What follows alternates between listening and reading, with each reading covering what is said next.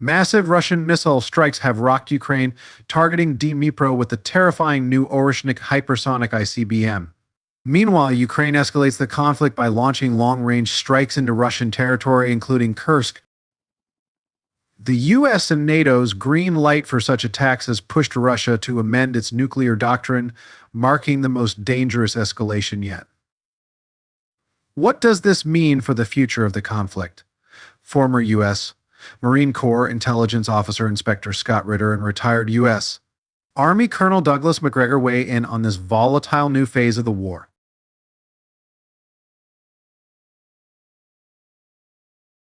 But the American people now are looking at how easily we transfer $8 billion to Israel, $8 billion to Ukraine, but we can only give $750 maybe to American citizens in need. So I think the American people are tired. And then every American citizen has to ask themselves, what happens if it comes to me? What happens if there's an earthquake in California? The United States government will abandon you every much as we abandon people. In upstate New York, what happens is there's a catastrophe there. Out west, massive wildfires. The U.S. government will abandon you because they don't care about you. They do care about Israel, apparently. They do care about Ukraine. They'll pour good money after bad there, but they're not going to give the money to the American people that the American people need. I mean, the bottom line is we don't have a qualified person running for president. J.D. Vance is an idiot. Donald Trump's a buffoon. Joe Biden's senile. And Kamala Harris is fake. That's it. We got Jill Stein. Welcome to our comprehensive report on the current situation in Ukraine as it unfolds on day 999 of this prolonged and fierce conflict. Today, we stand just hours away from the significant milestone of day 1000 in this grueling war. Inspector Scott Ritter, a notable voice in military analysis, has provided insights that resonate with recent events on the battlefield. Prepare to delve deep into the latest developments that are shaping the landscape. First and foremost, we turn our focus to a large-scale missile assault launched by Russia, an operation that has shaken Ukraine over the past day. According to President Zelensky, no less than 120 missiles, accompanied by 90 unmanned aerial vehicles UAVs, were fired into Ukrainian territory. This marks one of the most significant missile offensives in recent months. A move that underscores Russia's commitment to disrupting critical infrastructure as winter approaches. The scale of this attack, with missiles and drones deployed simultaneously, adds a complex layer to Ukraine's already strained defense strategy. Ukraine claims to have intercepted 140 projectiles, an impressive number that raises questions about the effectiveness and reliability of missile defense reporting. If these figures hold true, the implication is that approximately 70 missiles managed to breach Ukraine's defenses and strike their intended targets. Each missile that hits represents damage not just to infrastructure, but to the morale of a nation under siege. Among the locations targeted, strategic hubs such as Zaporizhzhia and Kharkiv faced significant pressure. Chernihiv and Odessa, regions already bearing the weight of war, experienced renewed waves of destruction. Odessa's coastal position and logistical importance make it a prime target for repeated strikes. This formidable display of Russian aerial might include the strategic deployment of 17 Tu-95 bombers, heavy aircraft known for their long-range missile capabilities. The operation was further bolstered by the presence of MiG-31 jets armed with Kinzhal hypersonic missiles. These missiles, with their exceptional speed and agility, present formidable challenges to intercept. Reports also indicate the potential use of Zircon missiles, renowned for their ship-destroying capabilities and speed surpassing even the Kinzhal. The use of such advanced weaponry suggests a tactical decision aimed at demonstrating capability and striking deep into Ukraine's defensive depth. This calculated approach by Russia is designed to strain Ukrainian defense lines and resources continuously. And as we look at the implications of this offensive, we must turn our gaze to how Ukraine's air defenses responded and where they faltered. Ukraine's air defense systems, which include advanced platforms like the Iris-T, faced one of their most demanding tests yet. Inspector Scott Ritter has previously commented on the strategic challenges Ukraine faces in bolstering its air defenses amid such sophisticated and layered attacks. Despite high claims of interception, the reality on the ground points to significant pressure on these systems.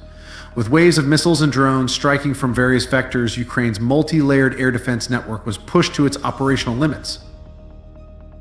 The missiles penetrated deep into strategic zones like Ternopil and Transcarpathia, areas once considered safer and less vulnerable to direct missile fire.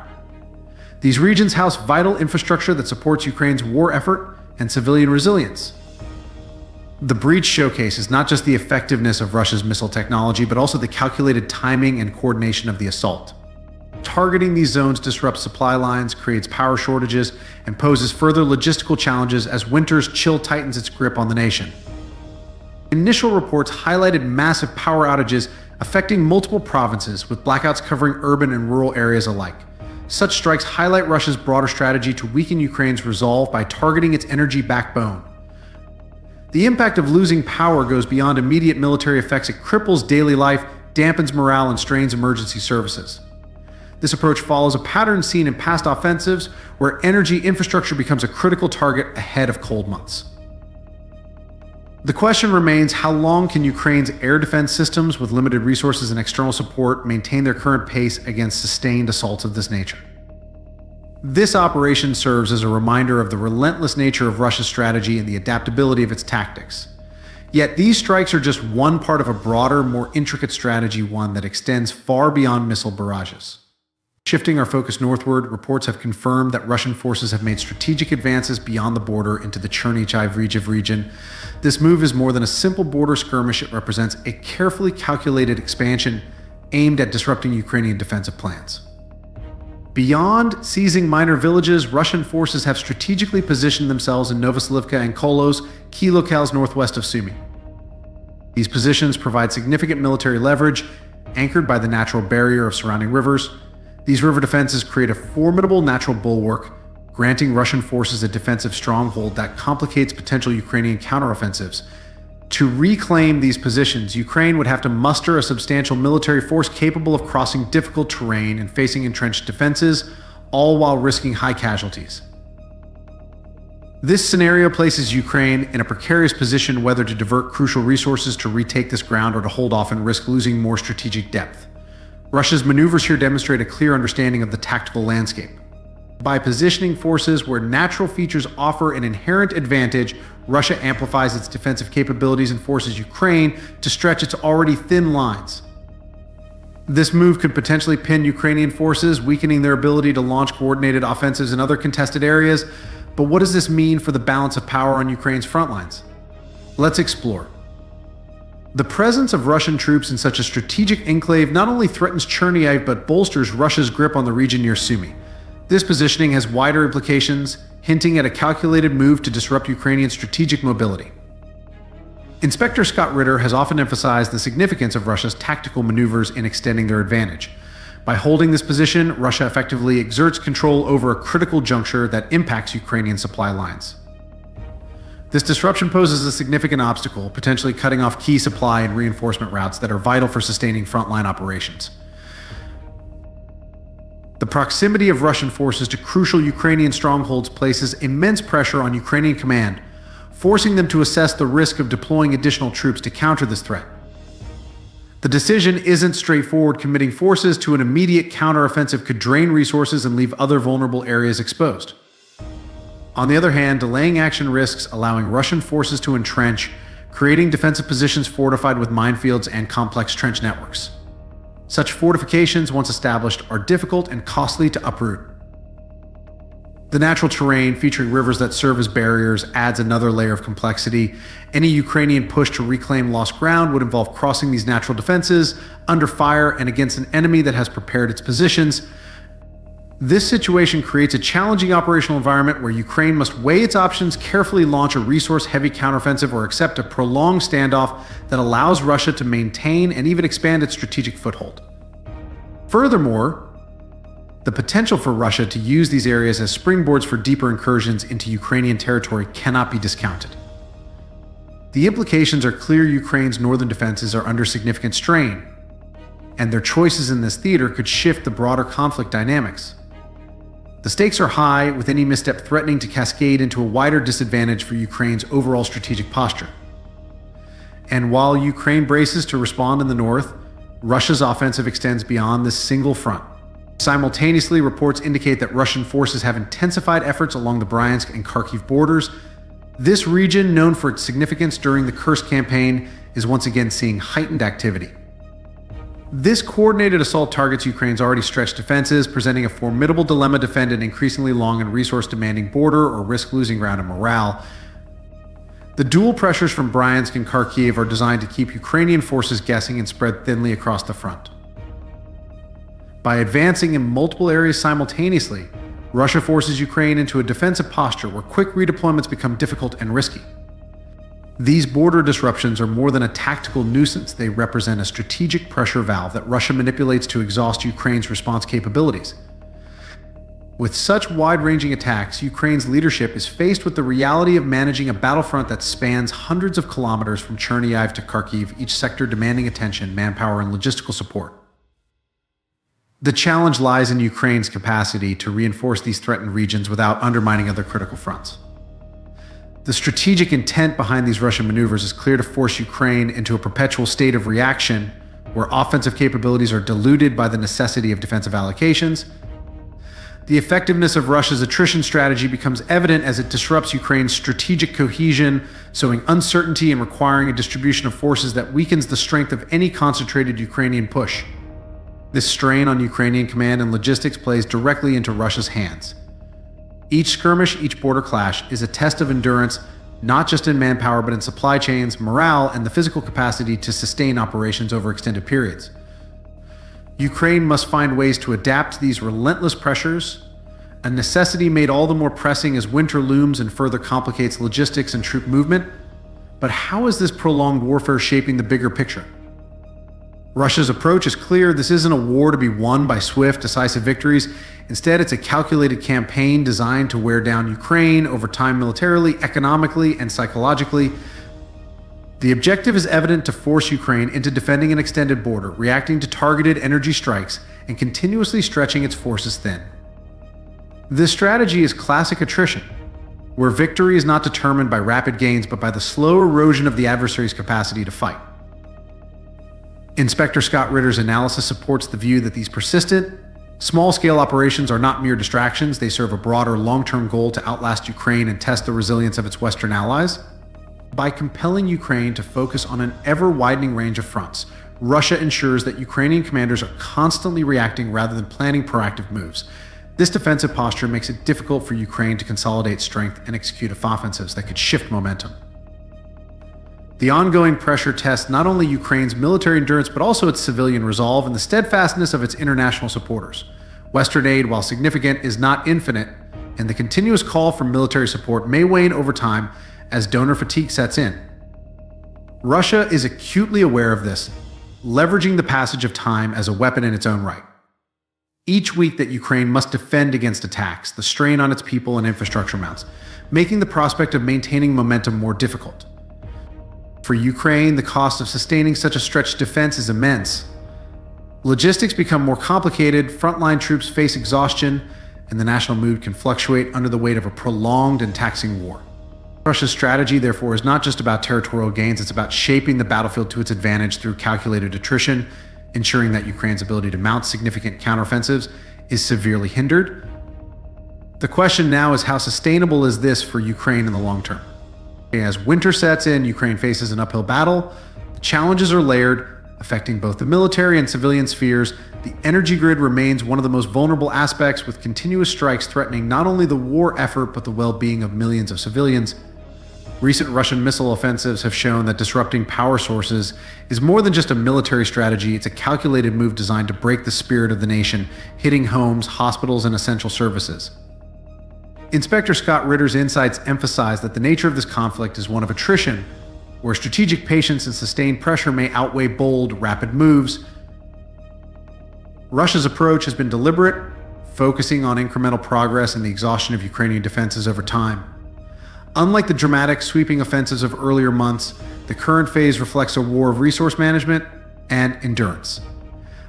Each missile strike and border skirmish serves to erode Ukraine's infrastructure, force continual repair efforts, and drain limited resources. This reality raises the question: how effectively can Ukraine manage its defenses and maintain national morale under such sustained pressure?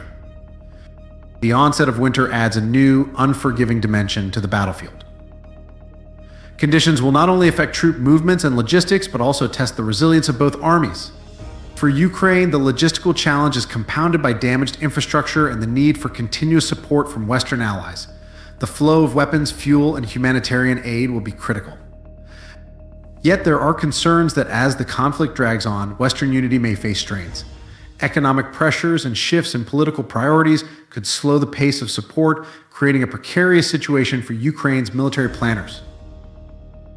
Meanwhile, Russia's slow, methodical push continues, leveraging the cold and the grinding pace of attrition. This strategy places consistent pressure on Ukrainian defenders while minimizing the exposure of Russian forces to high-risk offensives. And the effects on morale cannot be overstated. Defending vast, exposed front lines under increasingly harsh conditions can sap energy and resolve. Ukraine's ability to adapt to these challenges will be crucial in determining whether it can hold the line or be forced into further strategic retreats. The broader implications go beyond immediate military outcomes. For Ukraine, maintaining cohesion and a clear strategic direction is paramount. Inspector Scott Ritter has pointed out that the ability to endure is often as decisive as military victories on the ground. This winter could become a pivotal period, revealing whether Ukraine can weather the compounded effects of energy shortages, logistical strain, and continuous military pressure. Conversely, Russia's method of attritional warfare tests not just the battlefield, but the resolve of Ukraine's international supporters as well. The question of sustainability looms large for both sides. Will Ukraine adapt and rally enough strength to withstand this relentless attrition? Or will Russia's strategic patience and enduring pressure eventually erode Ukraine's resistance and shift the balance of the conflict? These are not just questions of strategy, but of national endurance, resourcefulness, and the ability to leverage every asset in a war that has long moved past initial expectations. These are the questions we'll continue to watch as this complex conflict unfolds.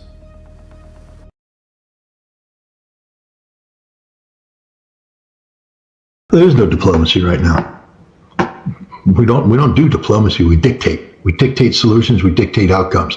The National Security Strategy in the United States, published by the Biden administration in 2022, said that the maintenance of the rules-based international order is the foundation of American foreign policy. That means the maintenance of American global hegemony.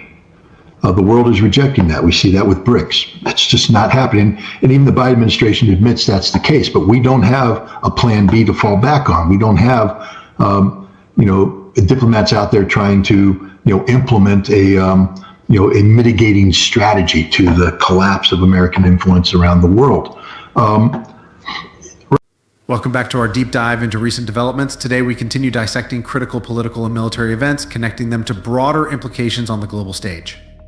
Yesterday, Ukraine launched a significant attack near Bryansk province, an event loaded with military and political ramifications. Inspector Scott Ritter, a prominent voice in analyzing Western Russian dynamics, has repeatedly highlighted the dangerous provocations that bring us closer to escalation.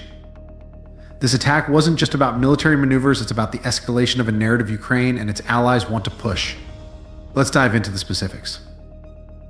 The attack reportedly involved 6U.S.- supplied ATACMS missiles launched from HIMARS platforms.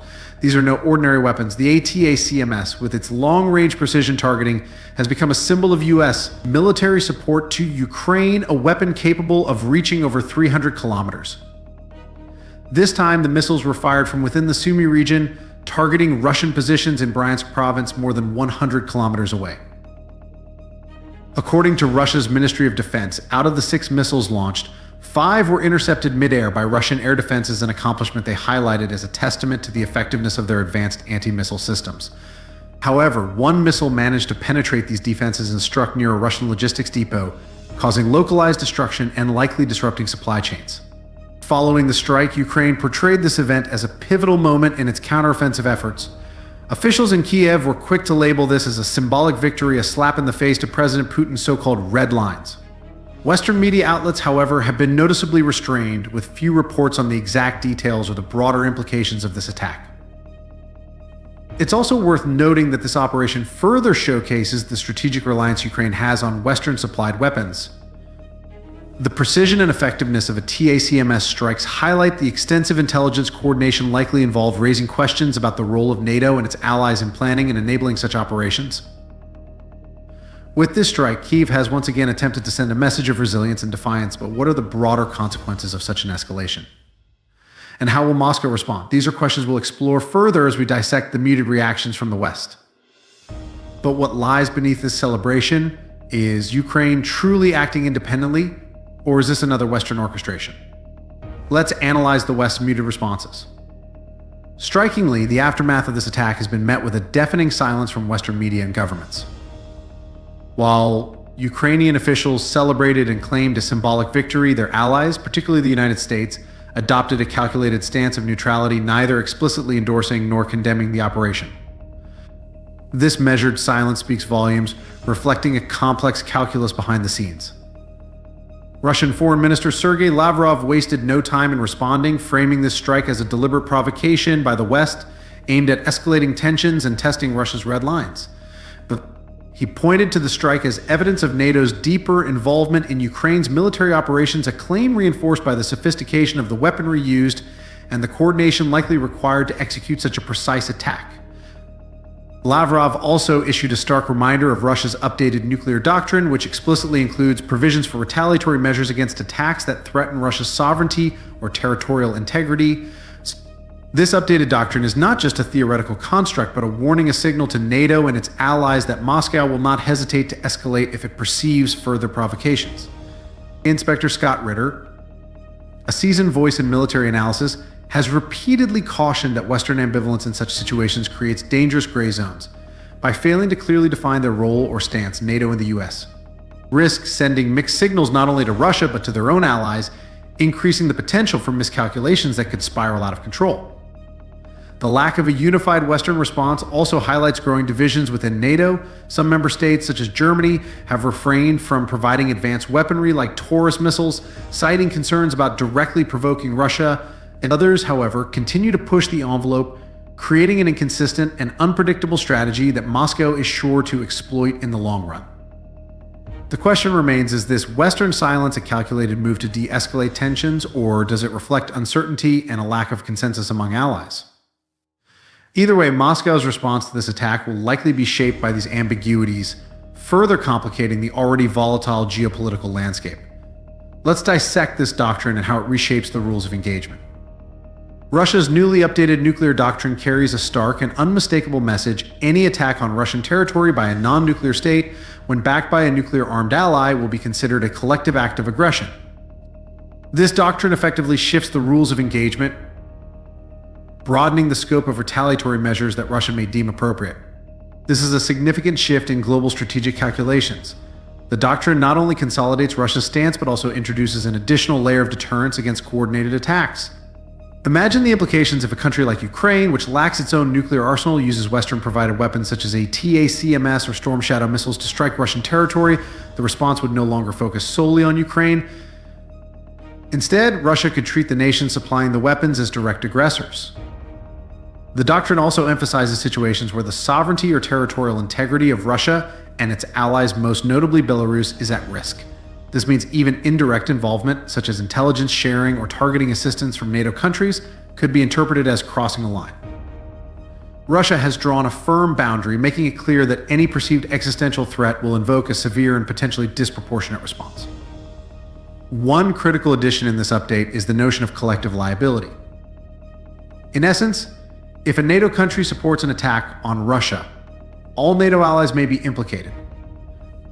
This escalation of deterrence aims to create hesitation, especially among smaller NATO members, about the consequences of even indirect involvement in such attacks. This development isn't just rhetoric. It is a direct response to what Moscow views as increasing Western provocations. And as we've seen in recent missile strikes, these provocations only serve to validate the need for such an updated doctrine. The world is now left questioning how far Russia will go to enforce this new policy and how seriously NATO will take it. Now, let's explore how this doctrine could play out in practical terms, especially regarding smaller NATO states.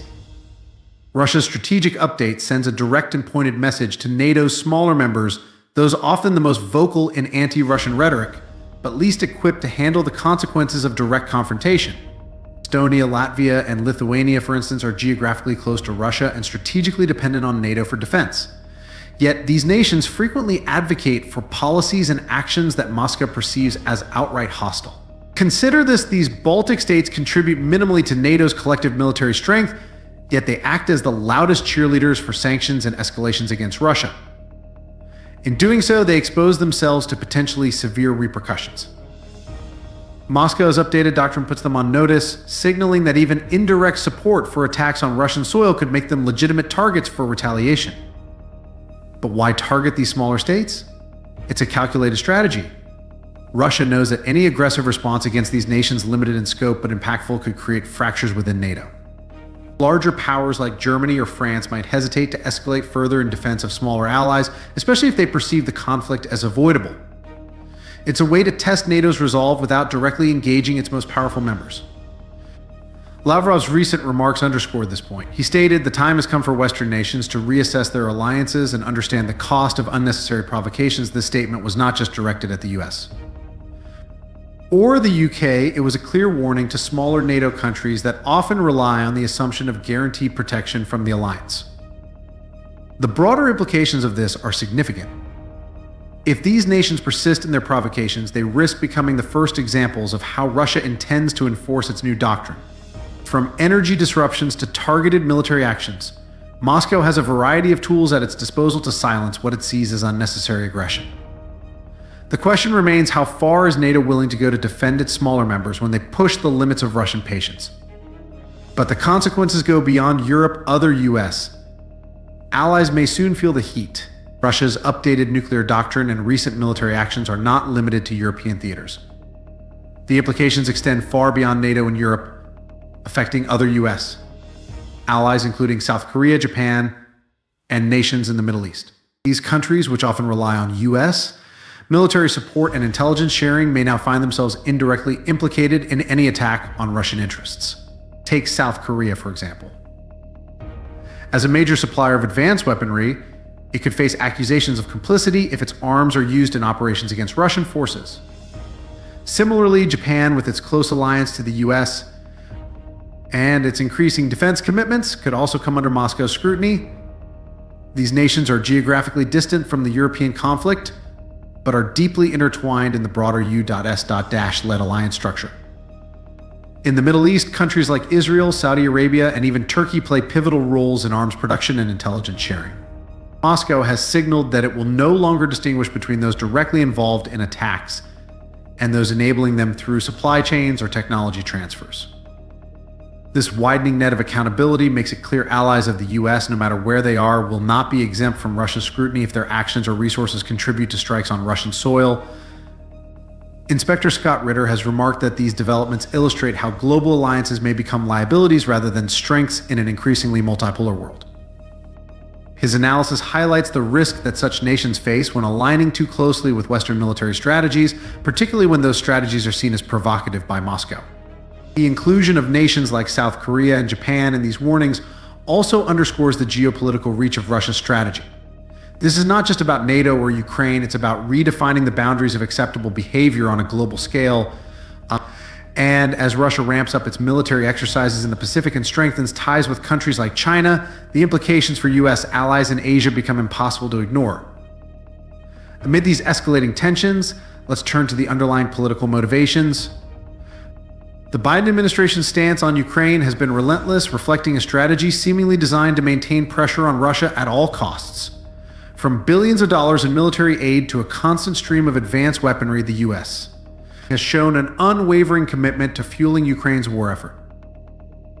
This approach, however, contrasts sharply with the more pragmatic outlook Donald Trump suggested during his presidency, a stance focused less on confrontation and more on diplomacy, even if it meant redefining U.S.-Russia relations. Inspector Scott Ritter has characterized this approach as a dangerous political chessboard where Ukraine serves as a pawn, absorbing the costs of a conflict largely orchestrated by external powers. The Biden administration's singular focus on containing Russia has come at the expense of global stability, diverting resources and attention from other critical regions like the Indo-Pacific and the Middle East. The implications of this strategy are profound. By prioritizing a relentless campaign against Moscow, Washington risks alienating allies who see this conflict as increasingly unsustainable. Moreover, the financial burden of this approach, coupled with domestic political challenges, has raised questions about its long-term feasibility. For Ukraine, the cost is even higher: lives lost, cities destroyed, and a future increasingly dictated by external actors. What does this aggressive stance achieve? Is it truly about protecting democracy, or does it reveal a deeper strategic calculus to weaken Russia at any cost? These are questions that demand answers as we turn our focus to Europe, where the ripple effects of this policy are most acutely felt. However, what does this mean for Europe's fractured unity and struggling economies? European nations, once unified in their resolve against Russia, are now grappling with the unintended consequences of their aggressive policies. The economic toll of sanctions has been devastating not for Russia as initially intended, but for Europe itself.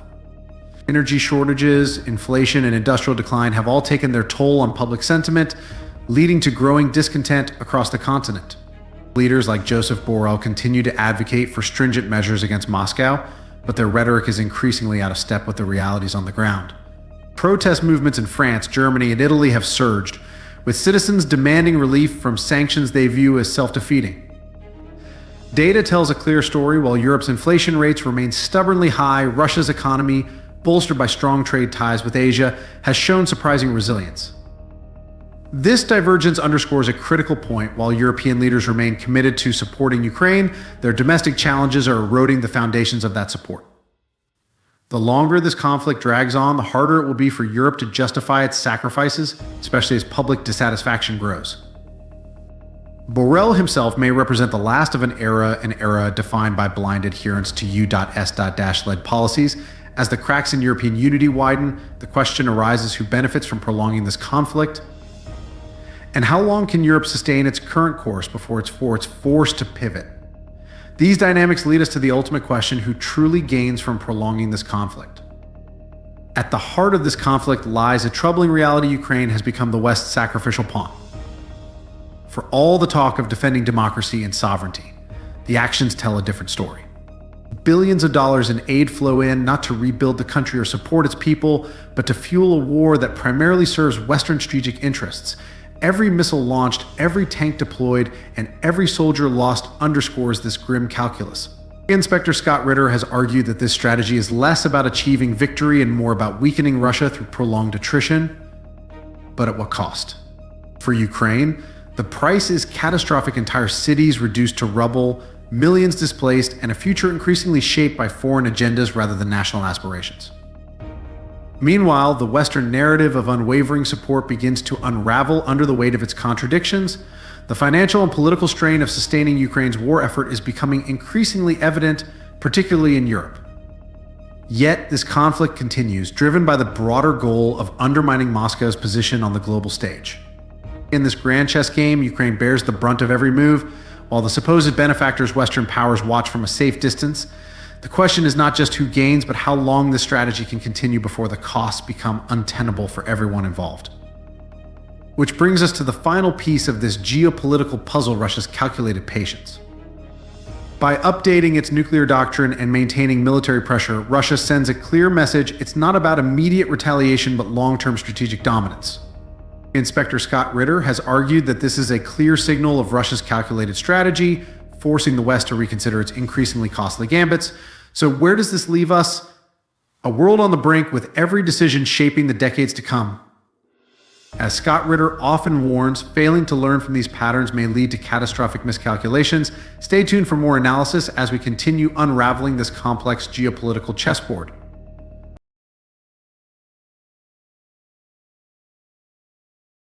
Russia just pulled a genuine diplomat, Anatoly Antonov, out of the United States. He'd been serving here since 2017. I had the honor and privilege to have lunch with him on a number of occasions and to attend functions at the embassy where I was able to talk with him. The man negotiated the last arms control treaty between Russia and the United States, the New START Treaty in 2010. The man is an expert on America, speaks fluent English, understands our country better than many Americans understand it, and yet for 7 years he was ignored by the United States. And his last major action as a diplomat was to tell the United States that if you fire these long-range missiles into Russia, there will be a nuclear war. Imagine that. A man who wanted to promote arms control, a man who wanted to promote good relations between the United States and Russia, his last official act was to say, we will go to nuclear war against you. So he's gone. He left. Who knows who's going to replace him, but it doesn't matter because we don't talk to them. We ignored them. Breaking news. The conflict between Ukraine and Russia has just reached a dramatic and dangerous new level. Early this morning, Ukraine launched long-range missiles deep into Russian territory, targeting what intelligence suggests was a high-value military depot located over 100 kilometers behind the front lines. This marks a significant escalation in the conflict, signaling a potential shift in Ukraine's strategy. Up until now, such deep strikes into Russian-controlled areas have been limited, but with the reported use of a TACMS missiles, This action takes the conflict into uncharted territory. The timing of the attack, just as winter preparations are ramping up on both sides, adds further weight to the growing urgency on the battlefield. The depot, situated near Bryansk, is believed to have held critical supplies, potentially ammunition and fuel, vital for Russian operations along the front. While reports from the ground remain fluid, early indications suggest heavy damage was inflicted. However, Russian officials claim their air defenses intercepted much of the attack, reducing its overall impact. This development has sparked widespread attention, including from seasoned analysts like Mr. Scott Ritter, a former United Nations weapons inspector. Ritter has emphasized the significance of this moment, pointing out that strikes of this magnitude risk provoking a strong and immediate response from Russia. He warns that such actions could serve as a catalyst for further escalation, potentially expanding the scope and intensity of this already brutal conflict. The fallout from this strike is still unfolding, with both Ukrainian and Russian sources releasing conflicting statements. On the one hand, Ukraine touts this as a successful demonstration of its ability to hit strategic targets far beyond the front lines, signaling its determination to disrupt Russian logistics and weaken their supply chains. On the other hand, Russia is downplaying the attack, emphasizing their air defense's effectiveness in mitigating damage.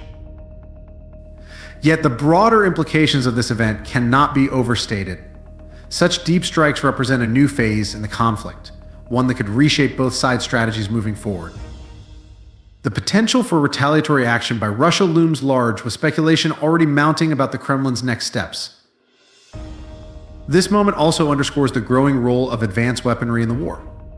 The use of Western-supplied TACMS missiles highlights Ukraine's increasing reliance on long-range precision strikes to offset the conventional superiority of Russian forces. However, questions remain about the sustainability of this approach, given the limited supply of such high-tech munitions. As we watch these developments unfold, one thing is clear: the stakes have never been higher.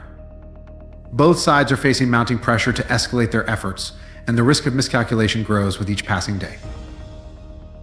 Let's delve deeper into the battlefield, where fighting remains relentless across multiple fronts, from Kursk to Kharkiv and beyond. While Ukraine's missile strike grabs headlines, the situation on the ground in Kursk is equally explosive, unfolding into one of the most intense theaters of conflict in recent weeks. Russian forces have reported heavy combat in this critical region, with Ukrainian positions facing relentless pressure that shows no signs of abating. Reports indicate that yesterday alone, Russian strikes and ground offensives in Kursk resulted in significant Ukrainian losses. Here's what we know so far. 17 armored vehicles destroyed, crippling Ukraine's capacity to hold its defensive lines. 2 tanks neutralized, further weakening Ukraine's armored units. 3 artillery pieces taken out, diminishing their ability to counter Russian advances. These losses are compounded by personnel casualties, which are reportedly substantial. While precise figures remain unconfirmed, the evidence from the field suggests that Ukraine is struggling to reinforce its defensive positions in Kursk. Kursk has now become a critical flashpoint for the conflict. This isn't just about tactical skirmishes, it's a battle with profound implications for the broader war effort. The region's location makes it a logistical and strategic hub, one that Russia cannot afford to lose and Ukraine cannot afford to concede. As Scott Ritter has emphasized in his analyses, securing Kursk is vital for Russia's ability to maintain territorial depth and safeguard supply routes to other parts of the Eastern Front. The surge in combat in Kursk underscores Russia's ability to sustain offensive operations, even as Ukraine attempts to launch localized counterattacks. The momentum here appears firmly in Russian hands, bolstered by methodical planning and superior firepower. But Kursk is not an isolated battle. It's one piece of a much larger, volatile picture, with other regions like Kharkiv and Donetsk experiencing equally intense clashes. This interconnectedness of the battlefield makes every gain or loss in Kursk ripple across the broader front lines. From Kursk to Kharkiv, let's analyze the broader front lines and the shifting momentum in this relentless war. Across the eastern and southern fronts, the numbers tell a story of unrelenting warfare, where every engagement carries significant stakes. Yesterday alone, Ukrainian forces faced losses that reflect the sheer intensity of the ongoing battles. Let's break down the figures. Over 2,200 personnel loss is a sobering reminder of the human toll this conflict continues to exact. 31 armored vehicles destroyed, further eroding Ukraine's ability to mount counteroffensives. 5 tanks and 20 artillery pieces taken out of action, alongside 43 additional vehicles disrupting Ukrainian logistics and operational mobility. In the skies, 85 UAVs were reportedly neutralized by Russian defenses, a testament to the scale of aerial engagements in this war. These losses aren't just numbers, they represent the unraveling of Ukraine's operational capacity in key regions. Kharkiv, for example, remains a hotbed of conflict, where Ukrainian offensives have been met with fierce resistance. Despite initial gains in the area, and the cost of these operations has proven steep, with Russian forces successfully pushing back and inflicting significant losses. Meanwhile, in Bakhmut and Pokrovsky, there's been a noticeable shift in intensity. Personnel losses here have dropped from 500 to 300, indicating a temporary stabilization, but this lull may be short-lived as both sides prepare for renewed clashes. As the front lines shift, the skies emerge as the most unpredictable and dynamic theater of this war, where UAVs and missile systems now play a central role. This dimension of the conflict demands constant adaptation from both sides. These figures are a stark reminder of the relentless pace and cost of this conflict. Every day brings new casualties and shifting dynamics, with no signs of either side letting up. As Scott Ritter has observed, the ability to sustain such operations both materially and psychologically will ultimately determine which side gains the upper hand. His analysis emphasizes the importance of momentum, and right now, Russia appears to be seizing it across multiple fronts. But while ground battles rage, the skies are becoming the decisive battleground, with drone warfare and missile strikes taking center stage. Let's turn to this critical aspect of the conflict. The air war is heating up, with both sides escalating their efforts to control the skies and disrupt each other's operations. In response to Ukraine's long-range missile strike, Russian forces have launched a wave of drone and missile attacks across Ukrainian territory. Here are the key developments from yesterday. Over 120 Russian UAVs were deployed, targeting critical infrastructure and supply lines in Sumy and Chernihiv. These strikes have disrupted Ukrainian logistics and exposed vulnerabilities in their air defense systems. In addition, Iskander missiles struck key positions in Kharkiv, adding to the strain on Ukrainian forces already stretched thin on the ground. Ukraine, meanwhile, escalated the conflict further by deploying a TACACMS missiles to strike a Russian depot located over 100 kilometers behind the front lines. This action marks a significant development, with Ukraine signaling its intent to disrupt Russian logistics far from the battlefield. Drone warfare is rapidly becoming the defining feature of this conflict. As Scott Ritter has recently highlighted, the battle for aerial dominance is pivotal, with both sides investing heavily in unmanned systems to outmaneuver each other. Ritter notes that the skies are now a battlefield of precision, where even minor gains can tip the scales of war. For Ukraine, the use of Western-supplied missile systems like a TACMS introduces a new layer of complexity. While these systems are capable of inflicting serious damage, their limited supply raises questions about their long-term viability in a conflict of this scale. This back and forth in the skies is shaping up to be one of the most critical aspects of the conflict. Both sides aim to disrupt supply lines, degrade defensive capabilities, and tilt the balance of power. As we move forward, the air war is set to intensify further, with implications that could extend far beyond the battlefield. But what does this escalation in the skies mean for the broader war effort? Let's examine the strategic context driving these developments. As winter approaches, the strategic stakes in this conflict are climbing to new heights, and both sides are ramping up efforts to prepare for the harsh months ahead. Yesterday's missile strike by Ukraine, targeting a Russian depot deep behind the front lines, could mark a significant shift in their approach. This strike, reportedly carried out using a TACMS missiles, demonstrates Ukraine's intent to disrupt Russian logistics at critical junctures before winter sets in. The timing is crucial, as colder conditions complicate supply routes and slow down troop movements for both sides. But Russia isn't standing still. Their strategy is focused on bolstering forces and ensuring sustained operations through the winter. Reports indicate a steady recruitment rate of 30,000 troops per month, which isn't just about increasing numbers on the battlefield, it's a carefully planned rotation system designed to keep their frontline units fresh and operationally effective. This approach reflects a methodical, long-term view of the conflict, one that prioritizes endurance and gradual attrition over rapid, high-risk offensives. It's worth noting that these preparations aren't occurring in isolation. Russia is also investing heavily in winter-specific training exercises, equipping troops with the skills and resources needed to maintain an operational advantage in sub-zero conditions. This includes everything from adapting supply chains to harsh weather, to rehearsing maneuvers that take advantage of frozen terrain. Their ability to operate effectively in winter conditions could give them a critical edge, especially as Ukrainian forces continue to rely on Western-supplied equipment and logistics that may face delays or challenges in severe weather. On the other side, Ukraine's winter strategy hinges on maintaining its defensive positions while striking Russian supply lines whenever possible. The recent missile strikes reflect their determination to disrupt Russian logistics far from the front lines, but questions remain about the sustainability of such actions. Missiles like a TACMS, though effective, are limited in supply, and their strategic use must be balanced against the long-term demands of the conflict. Meanwhile, infrastructure remains a key concern for Ukraine. With continued Russian strikes targeting energy grids and transportation hubs, Ukraine faces an uphill battle to keep its defenses running smoothly. Repair efforts are underway, bolstered by Western support, but the task of maintaining stability under these conditions is monumental. This phase of the conflict underscores a critical point: the war isn't winding down, it's escalating in scope and intensity. Both sides are playing a high-stakes game, preparing for the challenges of winter while continuing to pursue their broader strategic goals. As Scott Ritter has observed, this phase of the war will test not only the tactical capabilities of each side, but also their ability to endure and adapt under immense pressure. And as we move past day 1,000 of this conflict, the question remains: how far will both sides go in this battle of wills? The Ukraine-Russia war is entering an even more volatile and unpredictable phase.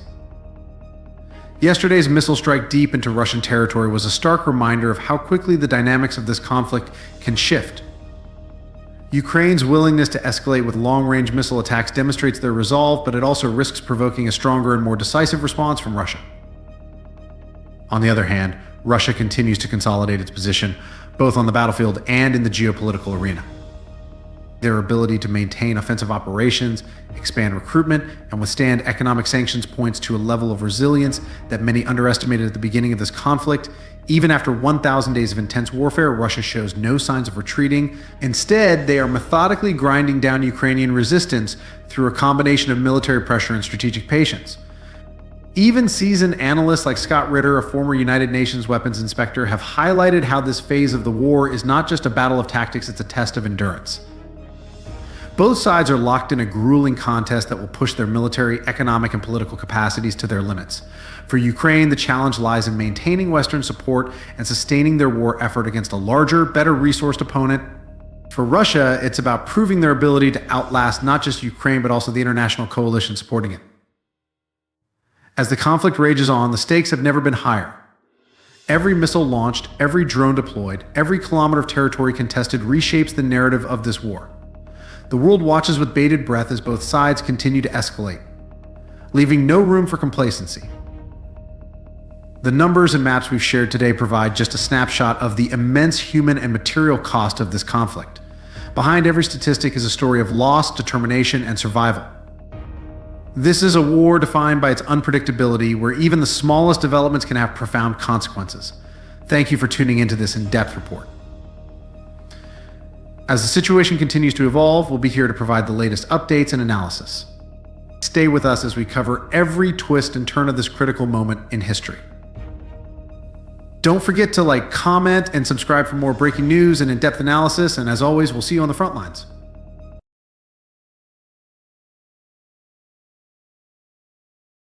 Well, first of all, we don't know what Russia fired.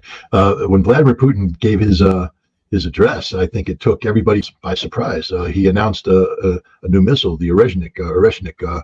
It means hazel. Interesting name, because hazel is the wood that the Russians used to use to carve the cudgel that they used to beat, non-compliant workers into submission. So the implication is that this is a cudgel that Russia will be using to beat the West into submission. It's as described by Vladimir Putin, it's a medium-range missile, and that's an important term. Generally speaking, medium-range missiles have a range between 1,000 and 3,000 kilometers, which means it's not an intercontinental ballistic missile. The Ukrainians had identified it as an intercontinental ballistic missile in particular identified it as what's known as an RS-26 Rubieж or Frontier missile system. Welcome to today's in-depth analysis. Recent developments in the Ukraine conflict have taken a significant turn. Military analyst and former weapons inspector Scott Ritter has weighed in on Russia's recent actions, providing critical insights into the unfolding situation. Russia has reportedly deployed a new type of intermediate-range ballistic missile, the Oreshnik, targeting strategic locations in Ukraine. This action has sent shockwaves through Western nations and has the potential to reshape the dynamics of the ongoing conflict. On November 21st, a missile attack struck the Southern Machine Building Plant, also known as Pivdenmash, in the central Ukrainian city of Dnipro. This facility, once a cornerstone of Soviet-era defense and space technology, remains one of Ukraine's largest defense industry complexes. Established in 1944, it has a long history of producing missiles, including the famed R-36 ICBM, and other systems critical to both Soviet and Ukrainian capabilities. Today, however, it primarily focuses on supporting Ukraine's military needs, including the development of tactical ballistic missiles like the RIM-2, which has a range of 500 kilometers. This strike marks a pivotal escalation, as Pivdenmash is not just any target, it is a symbol of Ukraine's technological resilience and military-industrial potential. Ukrainian authorities, led by President Zelensky, accused Russia of using an intercontinental ballistic missile, ICBM, with a conventional warhead to conduct the attack. Such claims, if true, would represent a rare use of ICBMs for non-nuclear purposes in modern warfare, underscoring the severity of the conflict. The aftermath in Dnipro was devastating, with Ukrainian officials reporting a series of explosions that resulted in significant damage to the facility, while some sources claim the attack also impacted underground production areas allegedly used for Western-supported projects like armored vehicle production. These reports remained unverified. Regardless, this strike has sent a strong message to Ukraine and its Western allies about the lengths Russia is willing to go to neutralize perceived threats. To understand the significance of this event, let's delve deeper into the weapon reportedly used. As former Inspector Scott Ritter highlights, the introduction of the Oreshnik missile marks a significant escalation in Russia's military capabilities and signals Moscow's willingness to test cutting-edge technology in active combat scenarios. Russian President Vladimir Putin confirmed the use of this intermediate-range ballistic missile, which represents a leap in modern weaponry. The Oreshnik is derived from the RS-26 Rubieж platform, itself a shorter-ranged variant of the RS-24 Yars ICBM. This missile is equipped with advanced features, including the capability to carry multiple independently targetable reentry vehicles, or maneuverable reentry vehicles, MARVs. It is capable of delivering either nuclear or non-nuclear payloads with extreme precision. And in this case, Russia reportedly used a non-nuclear hypersonic payload, which traveled at speeds of to Mach 10, or approximately 3 kilometers per second, making it nearly impossible to intercept with current defense systems, including US missile shields deployed across Europe. This hypersonic capability enables the Oreshnik to bypass existing air defense systems with ease. Furthermore, its ability to maneuver in the atmosphere adds an extra layer of unpredictability, making it a formidable tool for Russia to demonstrate both military superiority and technological innovation. By deploying this missile, Russia has effectively blurred the lines between conventional and strategic warfare, showcasing its ability to adapt Cold War-era designs to modern combat needs. The missile's deployment not only highlights advancements in Russian weaponry, but also serves as a stark warning to the West. With its speed, precision, and adaptability, the Oreshnik sets a new standard for intermediate-range ballistic missiles and reinforces Russia's position as a leader in hypersonic technology. But what prompted Russia to escalate its military response? President Putin has framed the attack on Dnipro as a direct retaliation for Western military support to Ukraine. Specifically, the use of US-supplied ATACMS ballistic missiles and UK-provided Storm Shadow cruise missiles to target Russian provinces such as Kursk and Bryansk has provoked a firm response from Moscow. These strikes, which damage critical Russian infrastructure, have been described by Putin as clear evidence of Western nations' direct involvement in the conflict. The ATAC missiles, capable of striking deep into Russian-held territories, and the precision-guided Storm Shadow missiles represent significant threats to Russia's defensive lines and logistical networks. By targeting Kursk and Bryansk, Ukraine has demonstrated its intent to strike not just the front lines, but also key areas within Russian territory. For Russia, this level of escalation required a response that matched, if not exceeded, the intensity of these attacks. The use of the Oreshnik missile in this context underscores Russia's commitment to maintaining a position of strength. By deploying an advanced weapon system capable of overwhelming modern air defenses, Moscow aims to send a clear message. Any further involvement by the US or its allies will be met with proportional, if not superior, force. This cycle of escalation highlights the increasingly global dimensions of the conflict. With each side pushing the limits of military technology, the risks of miscalculation grow, potentially dragging more nations into the fray. This brings us to the strategic implications of targeting Pivdenmash. According to Scott Ritter, targeting Pivdenmash is a calculated move by Russia to cripple Ukraine's defense production capabilities and send a broader signal to Western powers about its military dominance. Pivdenmash, founded on July 24, 1944, during the Soviet era, has a long and storied history in the development of advanced missile technologies. This factory played a crucial role in creating 11 different ballistic missile systems, including the iconic R-5, the first Soviet nuclear-armed ballistic missile with a range of 1,200 kilometers.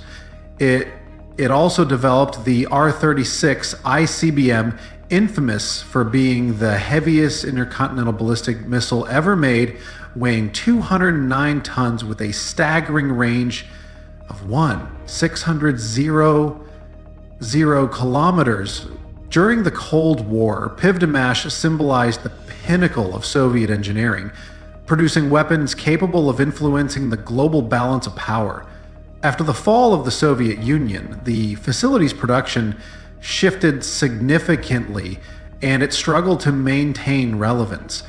However, even in a diminished state, it remains a critical piece of Ukraine's defense industrial base. Recent years have seen efforts to revitalize Pivdenmash with Western assistance, focusing on developing systems like the RIM-2 tactical ballistic missile designed for a 500-kilometer range, and supplying components for armored vehicles. Russia's strike on Pivdenmash serves multiple purposes. On the surface, it aims to destroy a key military production facility, but it also signals Russia's intent to prevent any potential resurgence of Ukraine's missile production capabilities. Even though some critics argue the plant's technology is outdated, Russia recognizes that the foundational expertise and infrastructure present at Pivdenmash could, with sufficient investment, once again pose a significant threat. Moreover, unconfirmed reports suggest that Pivdenmash has recently been involved in repairing and upgrading Western-supplied military equipment for Ukraine, making it a natural target for Russian retaliation. The attack underscores Russia's broader strategy of systematically dismantling Ukraine's ability to sustain a prolonged military campaign. This calculated move aligns with Putin's stated goal of ensuring Russia's national security by eliminating threats at their source. The deployment of the Oreshnik missile also sends a broader message to the West. Analysts suggest that the Oreshnik missile's capabilities extend far beyond Ukraine, making it a direct challenge to NATO and Western military strategy. With its advanced technology and extended range, the Oreshnik can target any European nation within minutes. For instance, it is estimated that the missile could strike the UK in just 19 minutes, Poland in 8 minutes, Germany in 11 minutes, and Belgium in 14 minutes. This level of capability dramatically shifts the strategic calculus for NATO. The alliance has long relied on its missile defense systems to deter aggression, but the Oreshnik's hypersonic speed and maneuverability render most current defenses ineffective. By deploying this missile, Russia has sent an unequivocal message. It possesses the tools to counteract NATO's military presence in Europe and beyond. President Putin has made it clear that Russia will not hesitate to target military facilities in countries supplying weapons to Ukraine. This warning underscores the risks that Western nations face as they continue to support Ukraine. While NATO members have consistently downplayed the likelihood of direct military involvement, the introduction of the Oreshnik raises the stakes significantly. Furthermore, this missile's deployment is not just about military posturing. It's a demonstration of Russia's technological superiority in hypersonic weapons. By unveiling this capability now, Moscow is not only responding to Western provocations, but also signaling its readiness for any future escalations. This stark reminder of Russia's military strength forces NATO and the West to reconsider their approach. As tensions rise, it becomes increasingly clear that any further escalation could have profound consequences, not just for the region, but for global security. The international community's reactions have been varied and telling. Despite Ukraine's assertions that an intercontinental ballistic missile, ICBM, was used in the Dnipro strike, many Western officials remain skeptical. Representatives from the UK, France, the US, and the European Union have suggested that Russia likely used a medium or intermediate range ballistic missile instead. These officials point to the improbability of deploying an ICBM for a conventional strike, given the high costs and strategic implications of such weapons. However, U.S. media outlets, including CNN, have acknowledged the possibility that the Dnipro attack served as a live test for a new Russian missile system.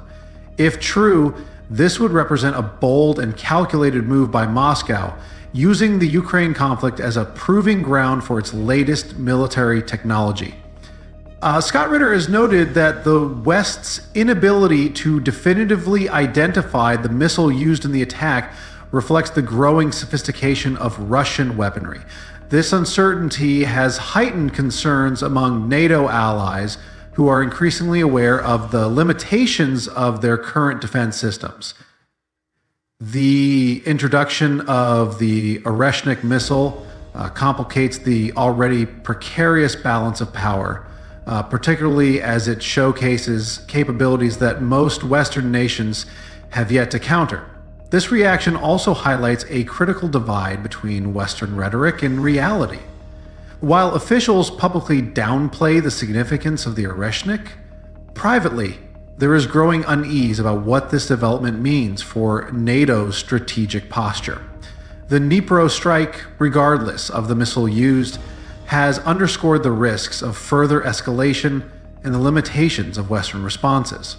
As the international community grapples with the implications of this attack, one thing is clear. The Ukraine conflict is no longer just a regional war. It is a testing ground for the weapons and strategies of tomorrow. Amid these tensions, let's consider the potential for further escalation. Scott Ritter warns that the situation could escalate further if advanced weaponry continues to pour into the conflict from both sides. As the Ukraine war deepens, speculation abounds about Russia's next steps, which could include testing additional missile systems or, in a worst-case scenario, deploying tactical nuclear weapons. These weapons could potentially be used against critical Ukrainian infrastructure, such as airfields hosting Western-supplied fighter jets or missile systems. Recent intelligence points to Russia's consideration of strikes not only within Ukraine, but also on NATO member states' military installations close to the conflict zone. Countries like Romania and Poland, hosting NATO bases and logistical hubs supporting Ukraine, are increasingly seen as high-risk targets for Russian retaliation. Any such move would drastically escalate the conflict, bringing it dangerously close to a direct confrontation between Russia and NATO. President Putin has been explicit in his warnings. He has stated that any deployment of Western short or medium-range missiles in Europe would be met with a proportional Russian response. This message aligns with the Kremlin's broader narrative of readiness to counter what it perceives as Western aggression. Russia's military posturing, including large-scale drills and the demonstration of hypersonic missile capabilities, serves as a clear signal of its preparedness for escalation. The introduction of the Oreshnik missile into the battlefield only adds to this volatile mix. As a weapon that combines speed, precision, and unpredictability, it is not only a tactical tool, but a strategic message to NATO. Russia is ready to counter any challenge on any front. Ritter notes that the stakes have never been higher, as the risk of miscalculation grows with each escalation. The conflict, once viewed as a localized war, is rapidly transforming into a global flashpoint with far-reaching implications. This raises questions about the conflict's duration and future developments. As the conflict enters its 1003rd day, the likelihood of a protracted war becomes more apparent. Russia, under President Putin's leadership, appears to be bracing for the long haul. Recent approvals by the State Duma highlight this preparedness. The federal budget for 2025-2027 prioritizes national security, allocating significant resources to defense and technological innovation. Projected revenues for the Russian government are set to rise steadily: 40 trillion rubles in 2025, 41 trillion rubles in 2026, and 43 trillion rubles in 2027. Despite these increases, modest deficits of 9.5 to 1.1% of GDP are anticipated during this period. These figures underscore the Kremlin's focus on maintaining financial stability while ensuring robust military funding. The budget also emphasizes infrastructure development, aiming to reinforce domestic resilience amid Western sanctions. Russia's ability to sustain its military operations despite external economic pressures reflects its strategy to outlast Ukraine and its allies in a war of attrition. Investments in next-generation weaponry, such as hypersonic missiles and advanced missile defense systems, are central to this approach. Ritter has observed that such measures are designed not only to secure battlefield advantages, but also to send a message to the West. Russia is prepared for an extended conflict, and it has the resources to endure. For Ukraine and its supporters, this raises significant challenges. As the war drags on, the question becomes whether NATO and Western nations can maintain their economic and military support at current levels. The prolonged conflict also poses risks to global economic stability. Rising energy prices and supply chain disruptions are direct consequences of this war. For Russia, however, these challenges are mitigated by its ability to leverage its vast energy resources. The Kremlin's economic strategies, coupled with its military advancements, reveal a long-term vision that combines resilience and strategic dominance. In conclusion, let's reflect on what these developments mean for the global landscape. Military experts like Scott Ritter emphasize that the deployment of the Reshnik missile marks a pivotal moment in the Ukraine conflict, and this new weapon, with its unmatched speed and precision, represents a shift in modern warfare. It signifies Russia's willingness to deploy cutting-edge technology to counteract what it perceives as Western encroachment. As the war escalates, the international community is left to grapple with its broader implications. NATO, despite its collective strength, faces a growing challenge in countering Russia's advanced weaponry. Meanwhile, Ukraine remains caught in the crossfire, relying heavily on Western support to sustain its resistance. The conflict has already reshaped geopolitical alliances and heightened global tensions. The introduction of the Oreshnik missile further complicates an already volatile situation and underscores the risks of escalation and the potential for this localized war to spiral into a broader confrontation. The coming months will be critical. Will diplomatic efforts prevail? Or are we witnessing the dawn of a new, more dangerous phase in this conflict? As Ritter aptly puts it, the stakes have never been higher. For Russia, Ukraine, and the West, the decisions made today will shape the geopolitical landscape for years to come.